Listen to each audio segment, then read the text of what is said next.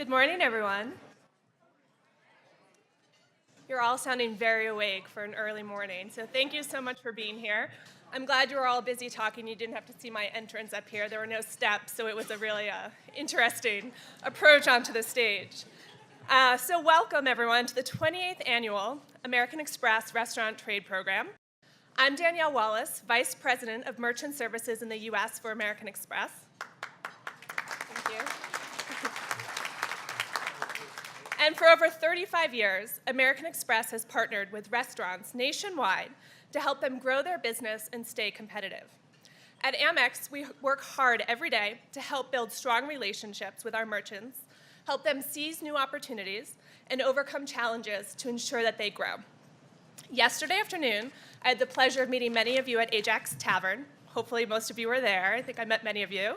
Did you guys have that hummus? Was it amazing? Right? So a big thank you to Chef Alon Shaya. We had beautiful views of the mountain while we were there, and we're really looking forward to continuing the weekend with these amazing panels and a great happy hour, which hopefully you all will attend, which will feature Will Guidara as well as his team from the Nomad and 11 Madison Park. Now, before we start the panel, I just want to take a minute to thank a few people. So first, the panelists and all the attendees for giving their time and joining us today. I'd like to thank the Hotel Jerome staff who year after year just do a tremendous job with this program. And then last but by no means least, Baltz & Company. They've been amazing partners to American Express for over a decade. I actually think, yes, please. Phil and I were talking yesterday, and I think actually we're going on 19 years together, so they're great partners, so a big thank you to Baltz. Now, with that, I'd like to turn this over to someone, a man who needs no introduction, although I'll give one anyway since it's written here. And I do it, and every year, whenever I introduce him, I always say this, but it always makes me feel very inadequate whenever I read this. But Andrew Zimmern is an amazing man. He's a chef, a writer, a teacher, a TV host, a producer. You can see him on several Travel Channel shows, including Bizarre Foods with Andrew Zimmern. He's a James Beard Award winner, a contributing editor at Food & Wine magazine, and the author of 3 books. He's also the board of director in his spare time for several charities. So please join me in welcoming Andrew. Thank you. How's everybody doing this morning? This is just absolutely wonderful to be back and moderating panels here for this group. I find ideas to be the most stimulating ways that human beings can connect with each other.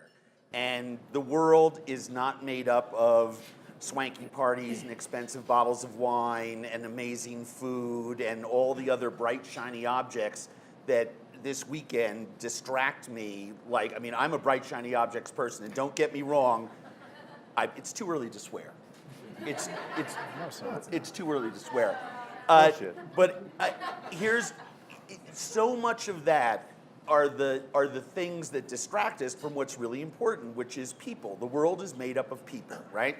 And so I love the conversations that we have. I love the provoking ideas that come out of these things. And I think this year's panels, when I was looking at the list, I was super, super excited to do this. So thank you to Amex, thank you to Baltz, thank you to the Hotel Jerome for making all this happen. And thanks to all the moderators, panelists, but mostly thank you, because it's your energy and it's your questions and it's where the conversation goes that I think this thing gets the most interesting. Because certainly nobody came here to listen to me talk about that, but I thought I'd throw that idea out there. I love the titles of these panels. Meet the Masters, Cultivating Culture. And I was most obsessed with this idea of cultivation, right? For me, and I have spent, the last 15, 18 years documenting culture all over the world, the last 12 on television, but I'm kind of obsessed with it. And I define culture as the manifestation of our humanity collectively regarded, right? So if we apply that to the restaurant or a group of restaurants or business, however you want to look at what you do, whether it's 1 unit, 100 units, 10 employees, 10,000 employees, What is the importance of that culture? How do we define it? Does the customer see it? Do we try to grow it and actively lean into it? Or is it something that just comes naturally from us, and is it better to let it evolve? And when do you put the foot on the gas pedal there? And today we're lucky to have, and I'm not sure I remember having sets of people, partners essentially, who work together and have created the cultures of their business together and work in the same space. So to my left, your right, is Bobby Stuckey and Lachlan Patterson from Frasca.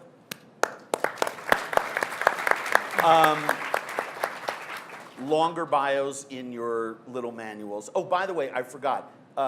Business, come back at 1:15 for the next panel. Enjoy the cocktail hour later this afternoon that 11 Madison Park is hosting. Outside, there's lots of signs, and there's a wonderful little box with a green light, red light that says, liked it, hated it, which is really, really valuable so that every year we can make these bigger and better. So please avail yourselves of those and use the little Twitter and hashtaggy things on the backs of your, what do we call those? Badges. Flavor flags. On the backs of your flavor flags Your lantern. are everyone's social handles. To my right, Sabado Sagaria from Union Square Hospitality Group and Danny Meyer from Union Square Hospitality Group.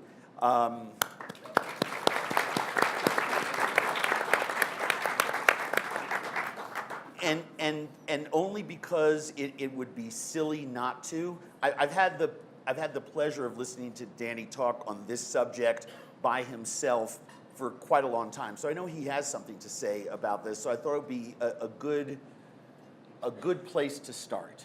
So I'm not trying to pick on you, because we're friends away from here. So he'll call me or pull me aside and say, you picked on me. But you know, the USHG is so well known for its culture, right? And you've written about it. You talk a lot about it. When you were opening the first restaurant, was it on your mind? Was it something that came out of your principles naturally and just got embedded into the DNA of the first restaurant, kind of as best practices, and then you grew it and tweaked it and got its horsepower revved up? Or did it evolve? I've been dying of curiosity. I've never asked you that question as many times as I could have. No, that's a very easy question. So that's far from picking on me. Completely not intentional the first time around with Union Square Cafe. And Gramercy Tavern opened 10 years after Union Square Cafe. So I think that everything I did with Union Square Cafe with one restaurant for 10 years was intuitive, and it just felt like the right thing to do. And it wasn't until there were two restaurants where half the time I was at one and half the time I was at the other, and you couldn't expect people at the one you were not at to be mind readers in terms of how you do things.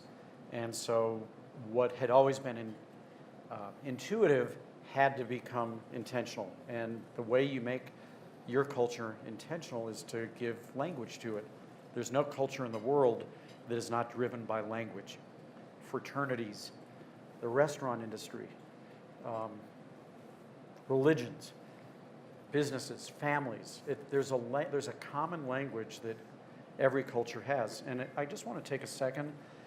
You gave kind of an elegant definition to culture. I think it's irresponsible to have this conversation without people on this panel saying what is culture to them.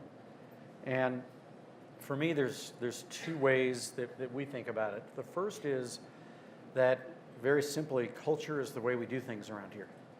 And so when I hear people say we have to work to have a culture, no, you don't.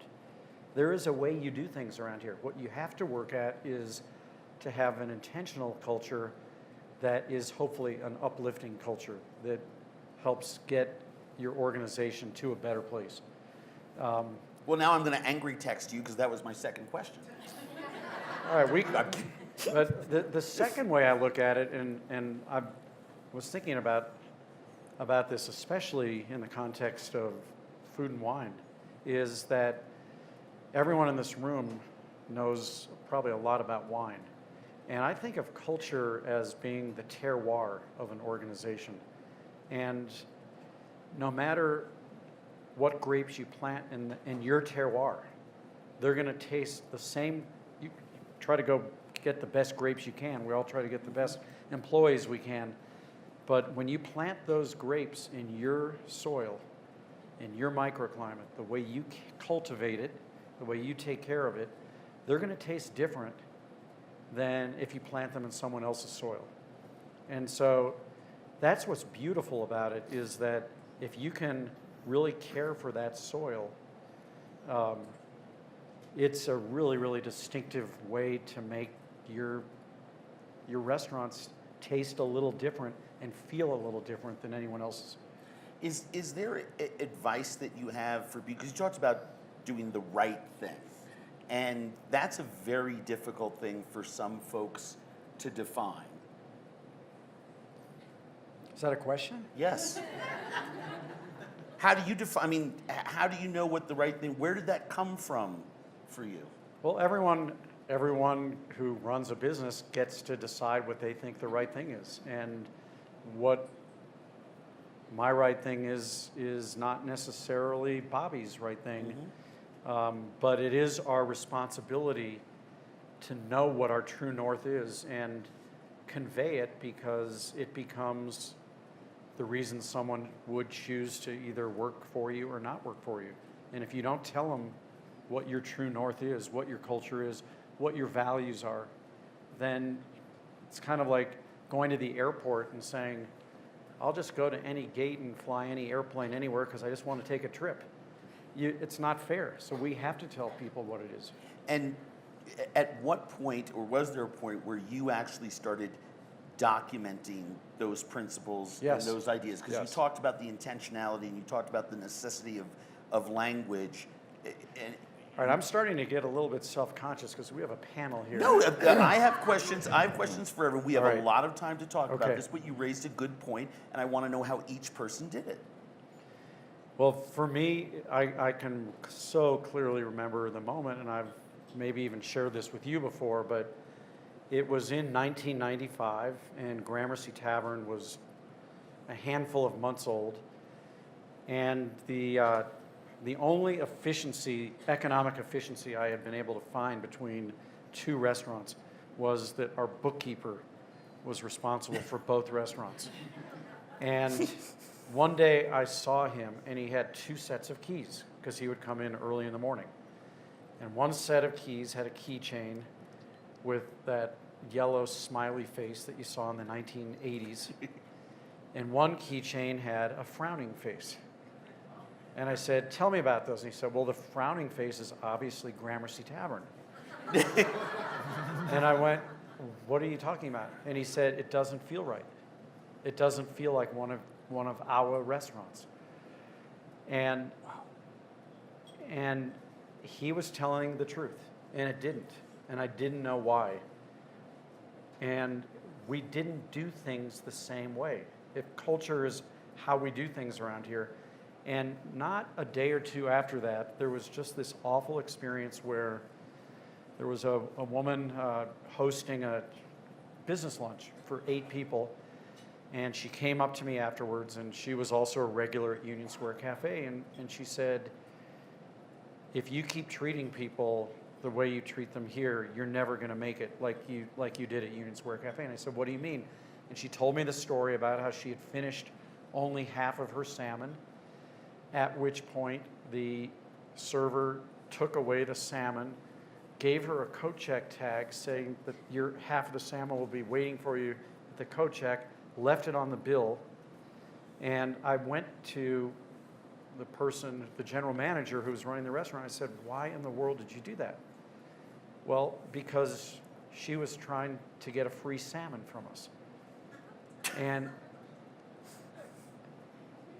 I'm getting sick just telling that story today, but I realized at that moment it was my fault for not saying, that's not how we do things around here. It's just not. And so I held an all-staff meeting that next Saturday at Gramercy Tavern. And for the first time in my entire career, which was now about 11 years old at that point, I named something which we called enlightened hospitality. And I was, for the first time, able to articulate how I expected people to make choices and prioritize things, which is way different than a service manual, how to set a table, or a recipe, how to cook a dish. It was, how do we do things around here? How do you make choices? How do you behave? And then it's been trying to refine that every single year and grow it from that point forward. But that was the moment when I just hit rock bottom in terms of saying, I can't have my name on a place that is behaving like that towards people. Sabato, a lot of your job is operationalizing that. I'm being very general. So listening to Danny talk about that, and it's hard to harness moments and instincts and doing the right thing and actually harden some of them into actual practices that you can then put into place throughout the company and have people respond to. So how do you take all of that and actually put it into the DNA of people who you want to have work in your place, who are good at what they do, but need the polishing on the culture? So I think a lot of times when there's teaching or training, it focuses on the how, not necessarily the why.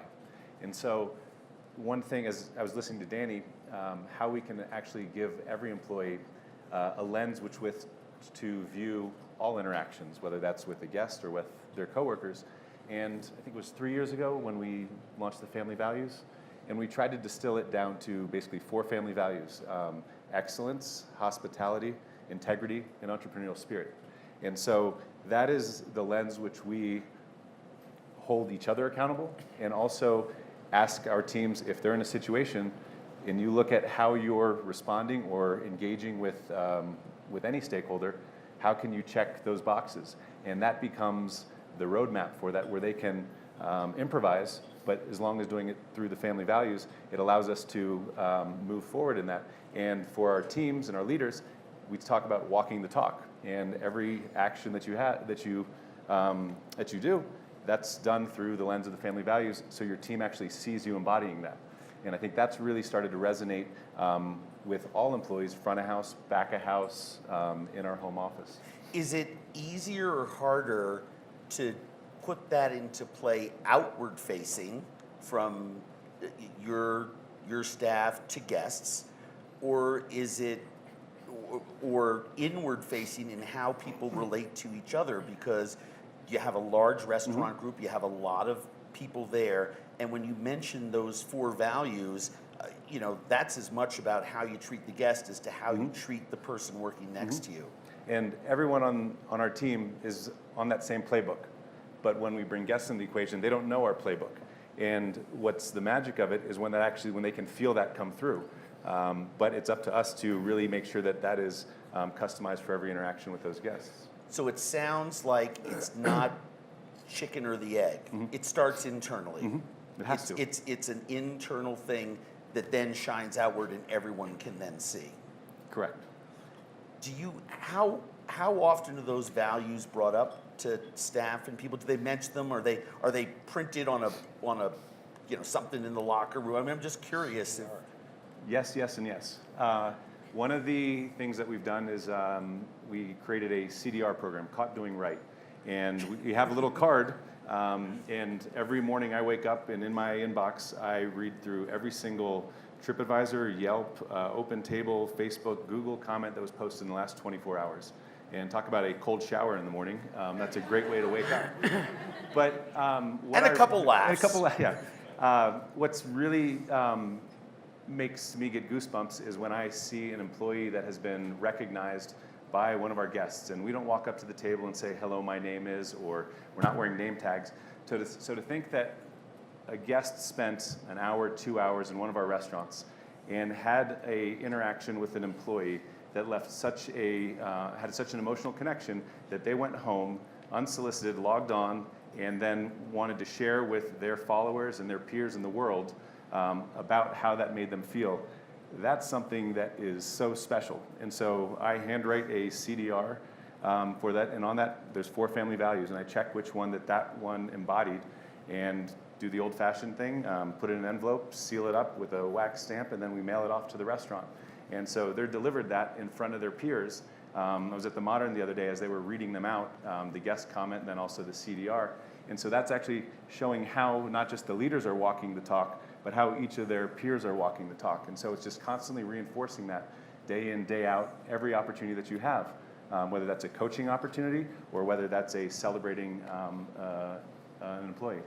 That's fantastic. We're starting. We're going to do that. I love it. Can I just add a quick thing to that? Sabato does that as the leader of all the restaurant organization, but every employee also has these Post-it notes that are these CDRs, and down the left side, they're very small, are the 4 family values. And then there's like 4 lines, and every time you see someone else on the team doing something that went over and above in terms of excellence or hospitality or integrity or entrepreneurial spirit, it's part of your responsibility to catch someone else on your team. It could be a dishwasher catching a waiter doing something, or a waiter catching a dishwasher, and they circle that and it goes up on the bulletin board. And that kind of reinforcement takes us out of the business of talking about family values, which could get kind of icky after a while, but instead, no, you don't want culture to become a cult. That would be dangerous. But it does give people the opportunity to say, I actually feel good when I know what winning looks like. The number one psychological reinforcer for good behavior is label praising. Which is, I mean, I've learned that in child psych stuff, so it's amazing how you've been able to implement that all the way down. That's fantastic, very inspiring. Bobby, when you left TFL and said, okay, I'm doing my own thing, what did you take from your experience there, and what did you choose to make your own, and how much of what happened in the first Red Frasca was intentional or just came through the sum total of your experience? Well, a couple things. When Lachlan and I decided to leave the French Laundry, we weren't very well funded, and this is kind of a horror story. My wife is going to do some shopping therapy after I remind her of this. But we couldn't afford, Lachlan had to live with Danette and I. And when you leave TFL, no matter what era, there's a very certain feeling there of what you do. And when you really get to digest your experience once you leave. I think it's hard when you're in the format of Thomas's world to really understand what you're going through there. And Lachlan and I got to do that decompressing literally as he lived with Danette and I. And we were working on our business plan. It was that story in itself was a total casino, right? Like Lachlan's living with Danette and I, and it's nuts. And we are working at a restaurant together trying to build a space, and neither of us are handy. I mean, the whole thing is a disaster. But every day we could we could digest what happened at TFL, and it let a lot of things come up and let us jointly talk about what we wanted in our culture. And we, in our little den where we lived, there's a little computer room. Lachlan and I had a list of things that we loved from his experiences in France, my experiences actually at the Little Nell before the French Laundry that re-percolated up, and what we wanted as our vision. And that marker of notes is now, my wife found it and framed it, and a few years ago gave it to Lachlan and I as a gift, and it's in our office. And it's amazing, those ideas we had sitting in that den, writing it, we still use every day. That's incredible. What we're But I think it was a combination of, Well, the dialogue, I mean, you know, I'm left to my own devices. I'm the most seriously an absolute boring toad.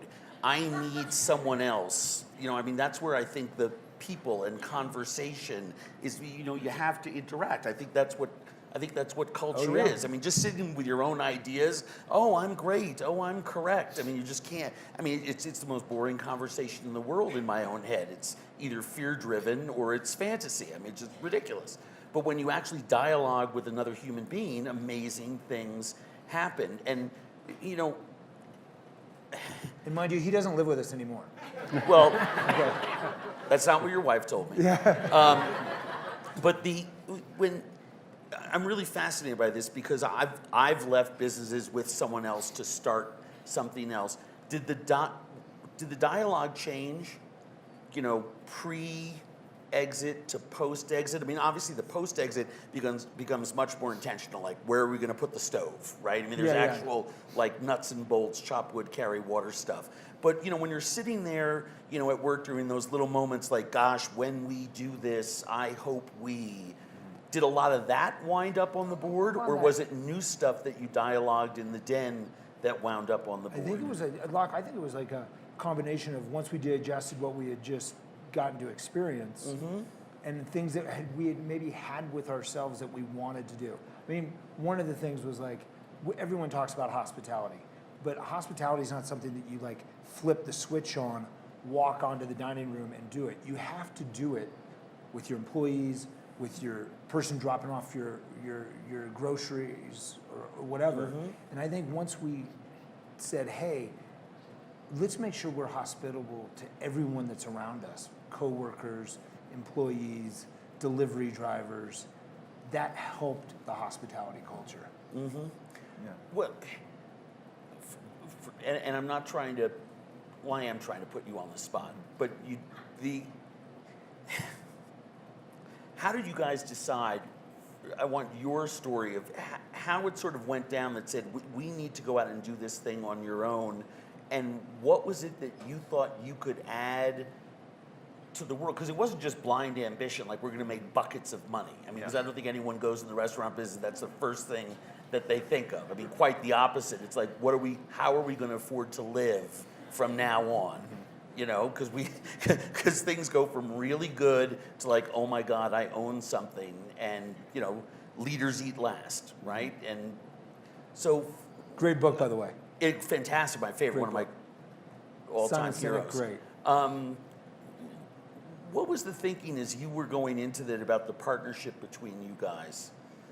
Sure. Because either one of you, no, that's what I'm asking. What was the, you know, because either one of you could have done something on your own.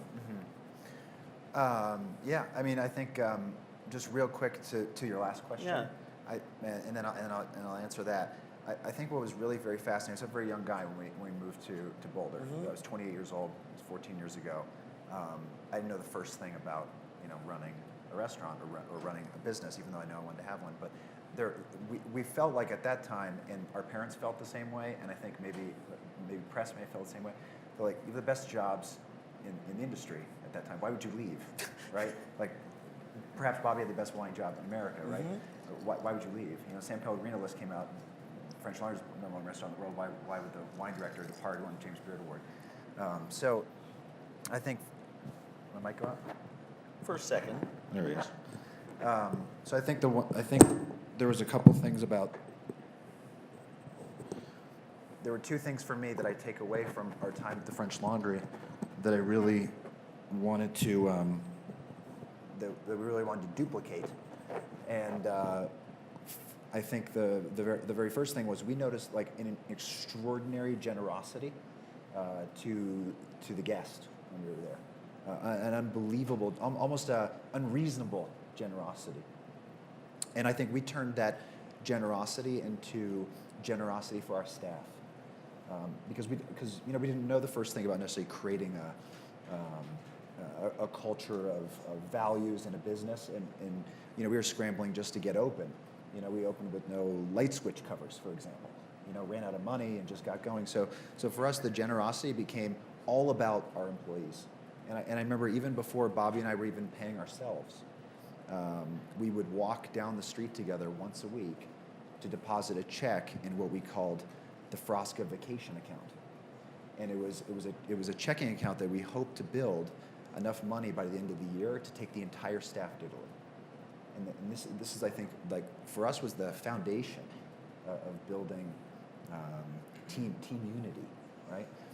And the second thing that really sticks with me about the laundry that I knew we wanted to do, but it was the greatest thing I'd ever really felt when I was there, was this concept of treat it like your own, and someday it will be.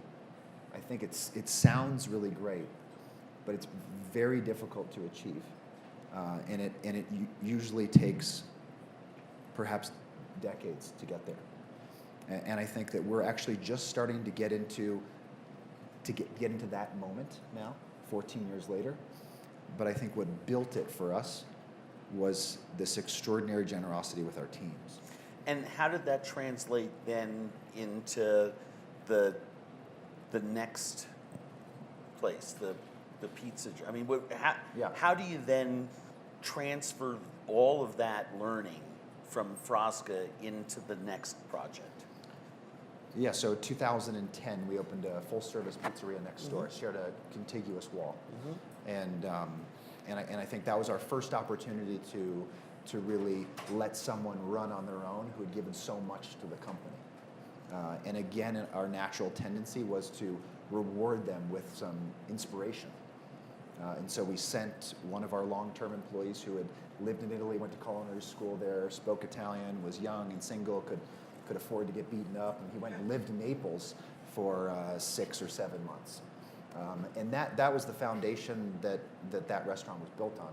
In fact, I'll say I don't think if we hadn't approached it in that same way, where that particular individual had felt such the gift of generosity, we probably never would have started the express version of those locales, because that same individual no longer works for Frosca Food and Wine Inc., and now is an employee in this other channel business we have. On that original list that was on that wall, was generosity on there? Yeah. Do you remember some of the other words or ideas? Yeah, authenticity, hospitality, value, but generosity to the guests and to the employees. Yeah. And that generosity, how do you do it internally? Well, it was weird. I mean, I remember we opened and literally people thought we were certifiably insane. We left the French Laundry and someone was like, wait, we should do intervention because we really like Danette. This isn't nice. And we moved to Boulder. And mind you, when we moved to Boulder, the town did not take reservations. It was not set up for a restaurant that we were about to do. And we couldn't get staff. So we knew we had a staff member who had come from a hotel environment, and he was a young man who had a pre-existing condition. He's like, I can't work for you guys. I got to go back to the hotel environment. I need insurance. And that was like, okay. I said, okay, let's get an insurance plan. Like we had not paid ourselves. Like it was nuts. And we're like, okay, let's get an insurance plan for the staff. And 13, 14 people didn't think that way as a startup restaurant and starting in that Right. that deal.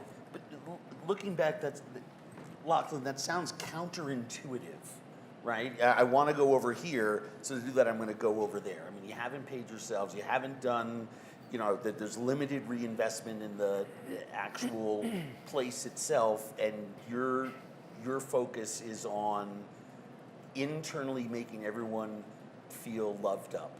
Yeah, it was cuckoo, yeah, but it worked, and I think that what's really interesting to me is that our industry.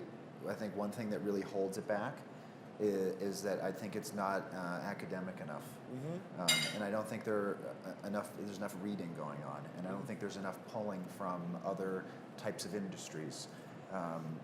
Let's face it, the business fundamentals in a business are so often overlooked at the expense of how the chef wants to portray themselves, or what it is the restaurant is supposed to need to look like.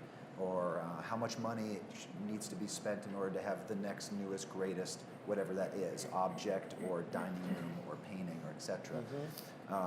And I sure know I was never taught that, you know. And so in 10 years of working in the greatest restaurants in the world, I was never taught the importance of business fundamentals. And so we figured it out on our own. But it's now something that I pride myself on to pass on to our young employees. I think it's crucial. I want to get a quick lightning round of nuts and bolts advice on an issue that I think all of you touched on, and then I want to open the floor up to questions, because I think this is such a fascinating topic, and everybody has their own cultures. So I think more so than most panels, I really want to make sure we have a lot of time for questions. So, you know, reasonably fast answer. One thing that everyone talked about, or that everyone's comments have in common, is that to a large degree, some of this stuff, to someone who's not doing these things or hasn't considered the importance of these values and the importance of culture, a lot of it seems counterintuitive. I'll just pick an example. You spend a lot of time doing the CDR thing. It comes from the top down, and I'm assuming it's done individually at each restaurant, and you're asking employees to do it for each other. And certain people are saying, I've got this other work to do. This other thing is more important. And in the kitchen, I have, here's my prep list, and service starts at 5. I don't have time to do the things that you guys do to establish that culture, and I know that there are a lot of them.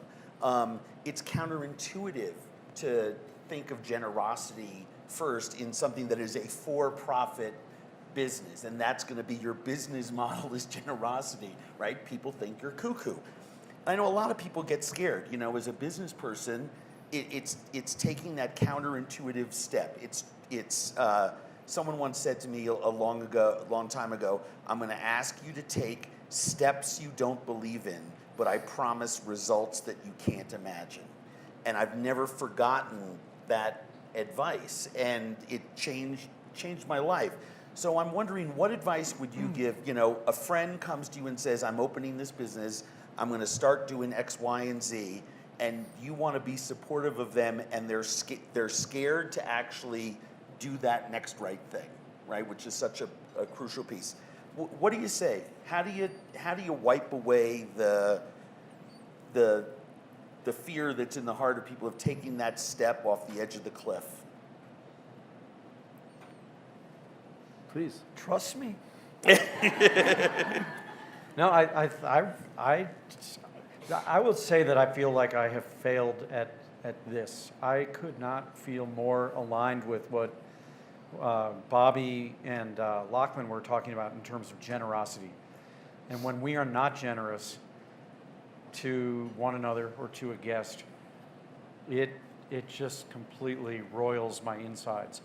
And I kind of feel like, on my tombstone, I really wanted to say, I told you, be generous. There are so many times when people who work in our organization are afraid that if they do the counterintuitive thing, it's going to somehow put us out of business. Or they're afraid that someone's trying to take advantage of us. And I just don't believe that. We've had one restaurant to this point go out of business in my career, which was Tabla, after 12 years. And Tabla ran the best food cost of any business we've ever had. And I think that there's something to learn from that. I think Tabla was the least generous restaurant we had. I think when you run the best food cost, it sometimes means that you're not necessarily giving the best value to your guests.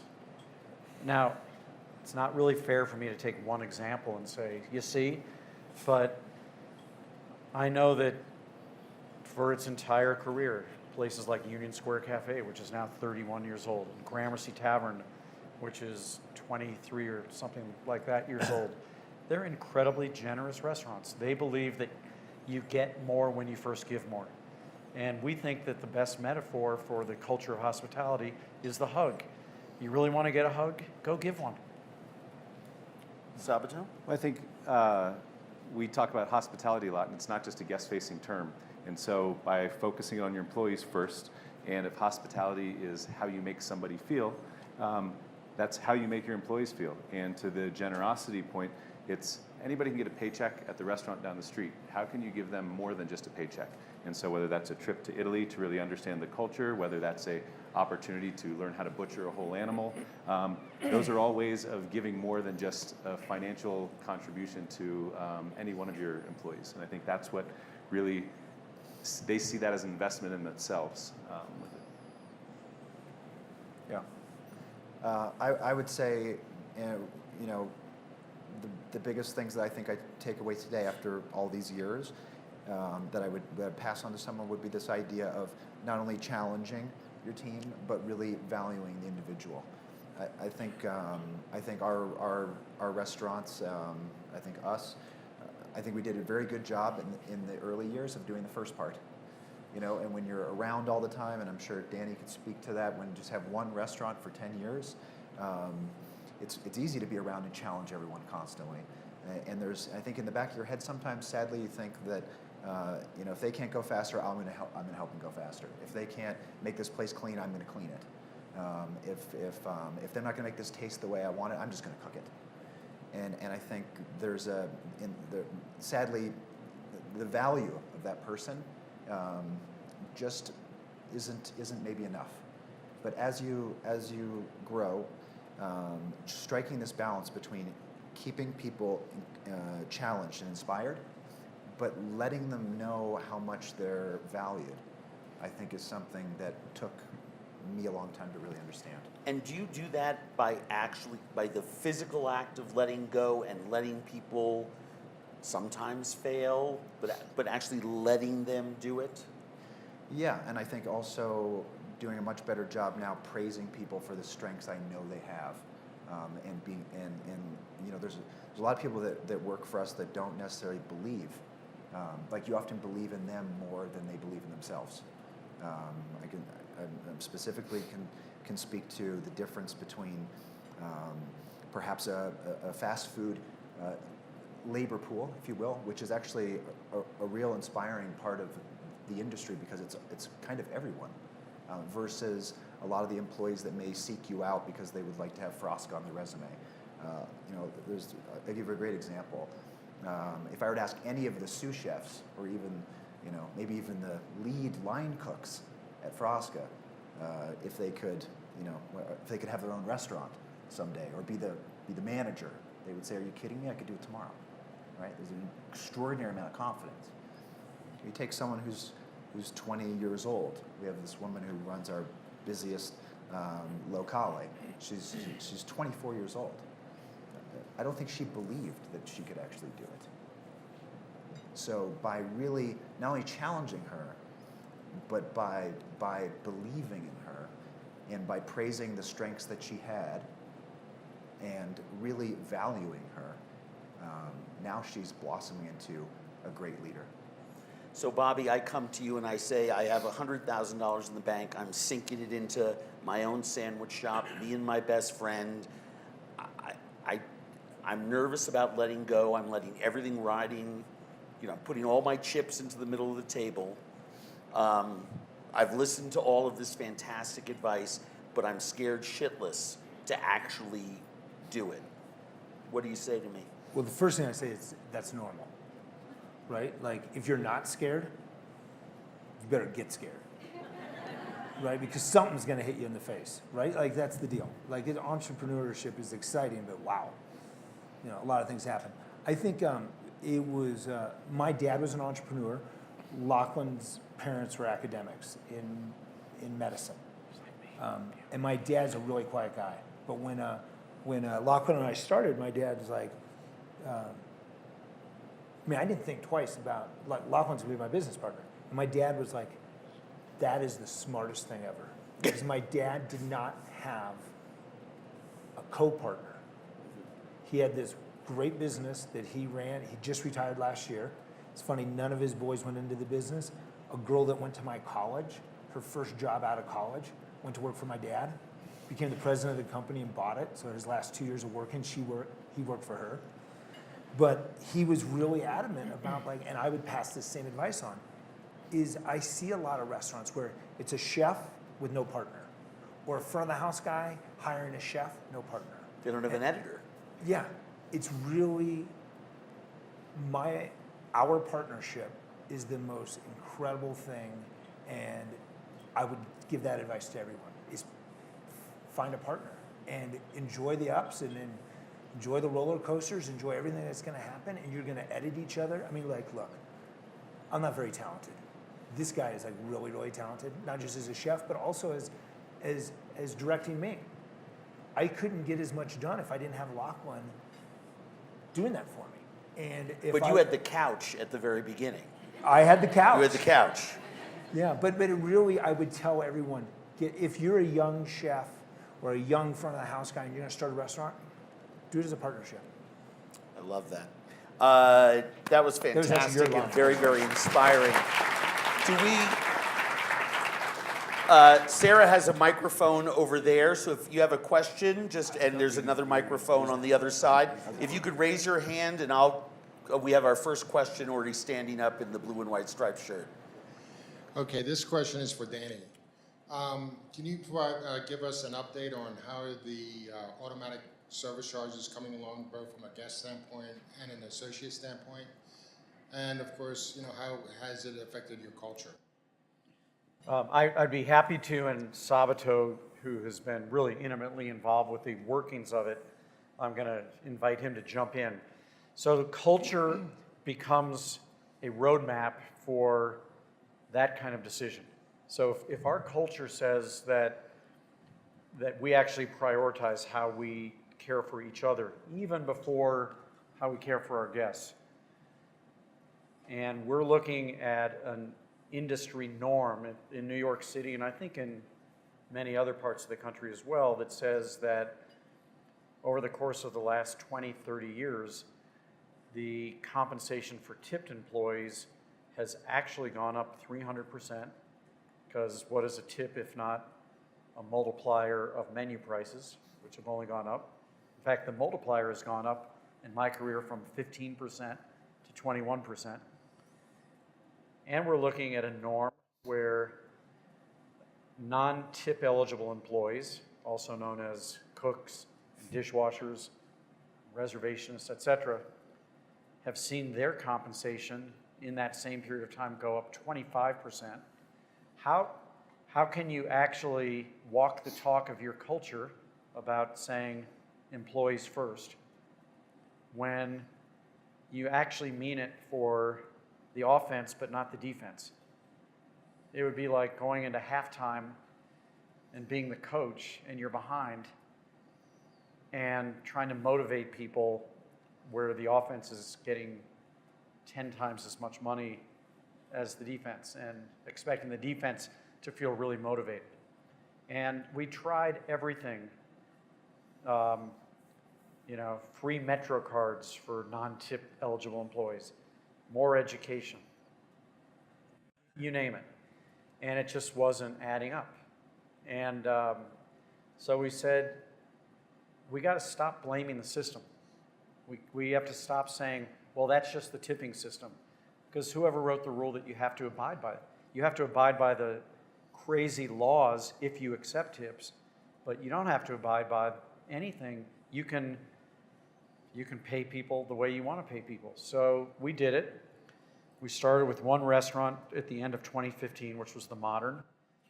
And we picked the Modern, obviously, on purpose because of two things. There's a bar, there's a more casual way to eat, there's a more formal way to eat, and there's private dining. So we thought it would give us the biggest view. We also thought that there was more elasticity price-wise because no one goes to the Modern in the first place for the purpose of saving money. So we learned a lot there, and it was really, really hard. But we came up with our own template, and we said, this whole crazy experiment only works. It's like a tennis tournament. You got to win the first. You can't win the tournament if you don't win the first round. And if you win the first, you better win the second. The first round is it's got to work for our staff. If it doesn't work for your staff, all bets are off for your guests.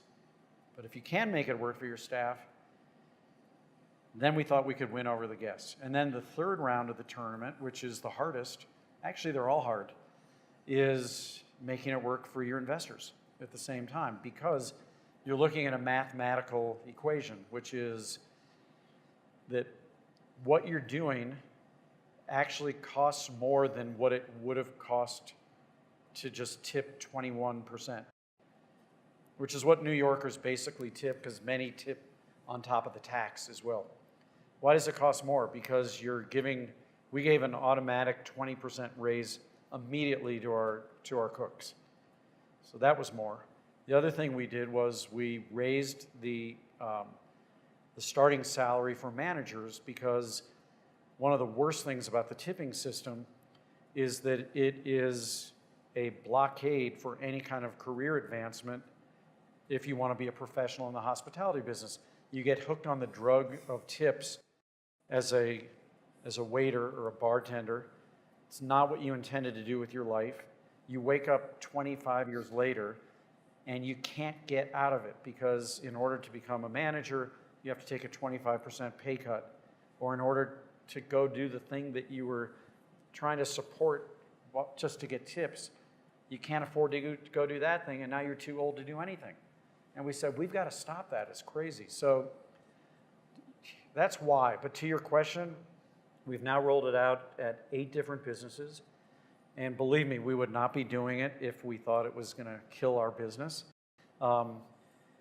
We tweak it at each restaurant. We get staff buy-in. Not any one of the restaurants does it exactly the same way. A couple of the restaurants said that in addition to raising our hourly rate way above minimum wage, so every time minimum wage goes up, we're immune. You have to charge more money every time minimum wage goes up. We don't. And I'm gonna tell you right now, it's in about a year or so, with 1 or 2 more minimum wage bumps, we're gonna be a better value with hospitality included and no tipping than places that have tipping, because if I go to your place and you raise your prices, I have to keep tipping on even higher prices. So by and large, we've made it work pretty well for our teams, bumps along the way, lots of listening involved.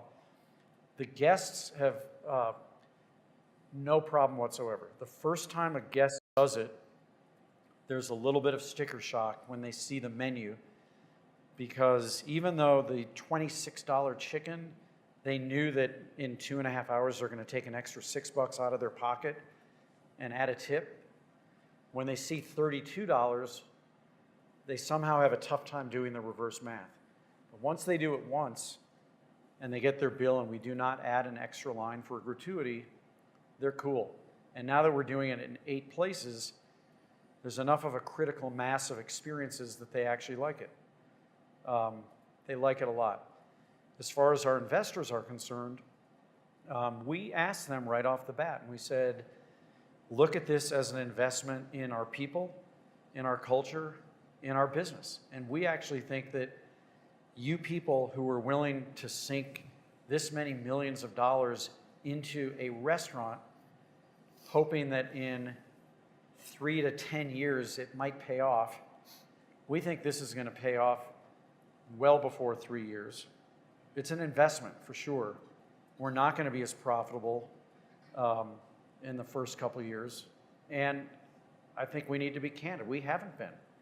It has squeezed us, but for the first time in the last decade, our chefs are not scratching to get good cooks. We have an abundance, whereas before we did this, we were running 10 to 14 cooks short. People were working double, triple shifts, horrible quality of life. And so in terms of why we did it, it is already working. And I'm going to just give it to you because I think you've had so much to do with the nuts and bolts. I'll piggyback on what Lachlan was saying earlier about we teach chefs to cook and not necessarily teaching them about the business. One of the great things about Hospitality Included with the revenue share, we're taking a percentage of our gross revenue on a weekly basis and we're distributing that amongst our teams. So we're actually sharing that with our teams so they understand what the P&L looks like, understanding the decisions they make, and how that impacts the overall profitability of the business. And that's our sous chefs in the back, that's our first-time managers. So now, as they're growing in their career, the first time they see a P&L is not right when they've been promoted to executive chef or GM, and they're kind of white-knuckled and saying, how do I understand or comprehend this? We're actually giving them the tools to start to understand that much earlier on in their career. So now, with everybody aligned on a common target and understanding their contributions towards it, it's sort of one team, one dream working towards that. So that feels really good as our ability to invest in their growth as well as invest in the health of the business. And it requires full transparency, which frankly we never did historically. You know, there's a sense, I would say historically, where the average restaurant worker would just assume that we were all raking in. And now they know. They know exactly what the revenues are, and they know exactly where, you know, how thin things can be at the end. Another question? Yes. Stand up. We're going to rush a microphone to you. Okay. Hi, I'm Tracy Vaught from Houston. We have 4 restaurants, and I'd like to hear about your training program. I think that's one of the most important things we do is train our workers, and I'd like to hear a little bit about how you think about that, how do you organize it and take it from restaurant to restaurant. Do you have some one person who's in charge of developing the training programs, or how do you do that in multi-concept?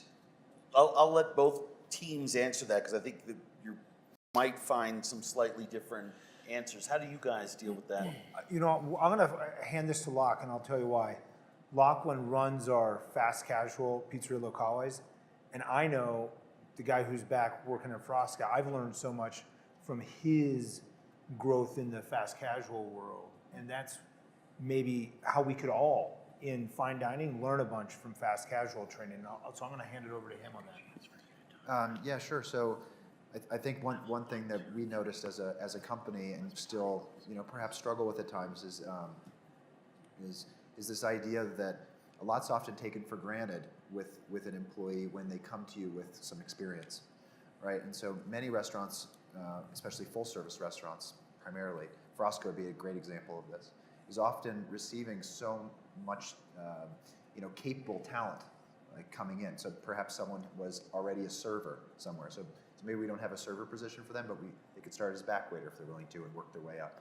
Or someone comes in and they were the chef somewhere and they want to take a step back to learn again. There's kind of an understanding, I think, that happens that can be kind of a curse where there's where you are kind of feel that they already kind of know what to do.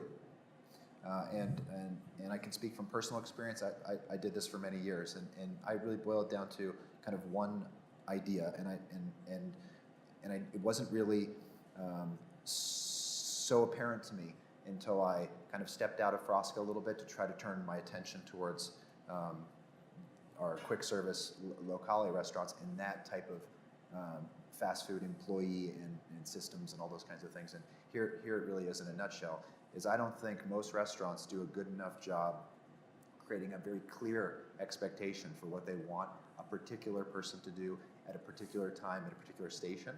I don't think they do a good enough job shadowing that person and really showing them, and then allowing them to then do it. And then the last most important piece, to validate that they can do it. And this last piece of validation, I know that we wouldn't do at Frosca on a culinary side over and over again, right? So if someone comes and says, you know, I used to grill down here and do that, there's kind of an assumption that they can cook something medium rare. They can create this type of great, you know, grill mark, or they can make sure they can juggle this fish cooking at the same time as that particular lamb. And what I realized on the fast food side is you can't take anything for granted. And in fact, the minute that someone doesn't feel validated that they can do it is the minute they don't feel confident in their ability. And when they don't feel confident in their ability, at Frosca, they stick around and just get through it. But on the fast food side, they just fucking leave because they feel embarrassed. And so I really spent the last year really thinking about how to take someone who actually has never worked in a restaurant before and give them 3 very clear steps. Their role in prep, their role in that station when it comes to service, and then some overall general knowledge about the company and some inspiration that's really tangible that they can remember. Not everything, not a 6-hour orientation or something like this, but very tangible, and they can build on that. And they don't ever work alone until they've been validated in all those things. And it's incredible how confident they feel. And it's you know, reduced our turnover, for example, by half. You know, like, I mean, it's staggering, because I'll tell you, when you're trying to do real cooking in a fast food environment, you can't handle the fast food 200% turnover norms. It's impossible, right? It's pretty obvious why most traditional fast food is, when the button turns green, put the thing in, and when the button turns red, take the thing out. Because if it's 200% plus turnover, couldn't possibly teach anyone how to cook anything. For me, I realized our biggest issue was getting our people really confident in their ability and inspired by what we were doing. And it starts with really excellent, clear training, and then a validation at the end that they know and you know that they can do it. And so bringing that into the full service realm is something that we're starting to do, and I think we'll realize really great results. So from our perspective, I think it's how to build the foundation, and that would be teaching the culture from the beginning. So the first week, it's really emphasizing that, and I think that's consistent, whether you're front of house, back of house. And then from there, with hospitality included, one of the benefits that we've seen from that was, instead of rewarding people by outlasting or surviving longer than their peers, that's how you make money in a tipping world. You outlast the rest, and that's how you get the best schedules. Well, now every single job description includes a 100, a 200, and a 300 level. And with that, day one, we're outlining how you can grow, and here's the keys for you to unlock that growth. And that growth is both internal in terms of how you're growing yourself, how you're contributing to the overall team, as well as having peer evaluations along that way. So we're actually putting the carrot out there and allowing people to go along that way. And so that's how we've helped shape the trainings for those individuals by position, both front of house and back of house. The other neat piece that we've started to implement too is when we talk about our leaders, we do twice a year do a talent review. And it's not necessarily looking back, it's more looking forward. And it's saying, what are the aspirations of this leader, and what do we need to do to get ahead of it to make sure that we're able to develop them for that next step, whether it's 6 months down the road or whether it's a year down the road, rather than waiting to that point and say, you know what, that person would be great, but they don't have this. And so how can we start to foreshadow what they will need? And when I look at all the changes that are happening in our industry, we need to really define what the restaurant of the future is and what the leader of the future is. And so if it's someone that's going from a line cook to a sous chef today, well, if they're going to be an executive chef 5 years from now, what are they going to need? What skills are they going to need to lead that business and lead a team? And so it's really starting to adapt our training today to the talent pool that we have, as well as the industry that's constantly evolving, and more so than it ever has. I'm just going to add one quick thing, because I know we're just about out of time, but I really do believe in the old maxim, hire hard, train easy. Hire easy, train hard. And I think that amongst the most critical kinds of training that we try to do, and it always comes back to culture, is training to hire for the right emotional skills that are, that are actually going to thrive within the culture. Because that's where we succeed or fail. And it's almost, if you look at every employee that leaves, that exits either on their own or because we said they're not going to make it here, if you look back, I'm going to say in the vast preponderance of the times, it was a poor hiring choice. Someone who, they may be just an amazing human being, but not the right piece for this jigsaw puzzle. Because when we get the right piece for the jigsaw puzzle, the training part is not really that hard. I'd like to thank all the members of our panel. I'd like to thank all of you for being here. American Express, Baltz and Company, you're fantastic. please stick around, continue the conversation out in the anteroom where there are some refreshments. We'll see you back here at, was it 1:15? 1:30, and have a lovely rest of your morning.